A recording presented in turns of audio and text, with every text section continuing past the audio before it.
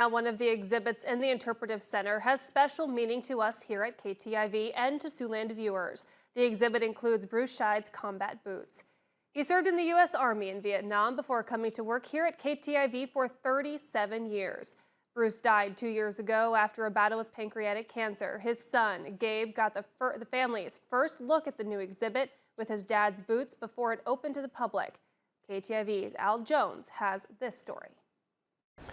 It's very cool. It's very cool to see something of his memorialized in a public space. Gone, but never forgotten. You know, to me, they were something at the bottom of a closet for the longest time. They're nothing that really saw the light of day. And now, Bruce Scheid's legacy of service to his country lives on through these boots enshrined at Siouxland Freedom Park. These are the boots Bruce wore during his service in the U.S. Army. He enlisted in 1965 and was stationed in Germany. 2 years later, he asked to be sent to Vietnam, where fighting raged and American soldiers were dying. He was somebody who really felt the need to do what he could for his country. That was very important for him.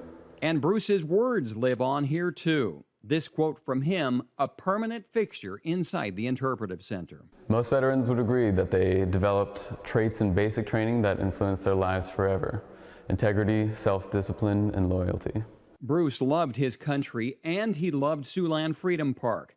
Not long before he died, Bruce visited the park with his wife Linda and shared his thoughts during a fundraising special for the park on KTIV. It's Siouxland, sacred ground, and that makes it special, I think, for veterans in South Dakota, Nebraska, Iowa, the tri-state area, and perhaps beyond. I mean, it's a tremendous thing to have here. Linda Scheid had planned to be here for the grand opening of the Interpretive Center, but got hit by COVID. But son Gabe was able to give her the tour via video chat. Linda, what's your impression here? Are you able to get a feel for what we're looking at through the phone? Yes, I am able to see it, Al, and it touches my heart in ways I don't even have words to describe.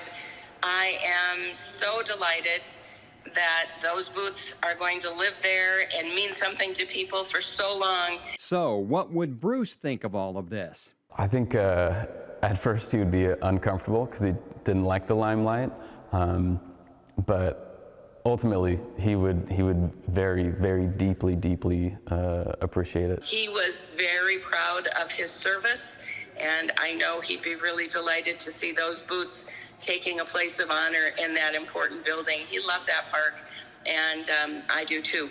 And now Bruce's legacy is a lasting fixture of the park he called Siouxland Sacred Ground. In South Sioux City, Nebraska, with Chief Photographer Acacia Phillips, Al Jones, KTIV News 4. After his Army service in Vietnam, Bruce served 22 years at Sioux City's 185th Air National Guard Unit. Both of his sons, Gabe and Adam, wear their father's dog tags from his Vietnam service days around their necks at all times.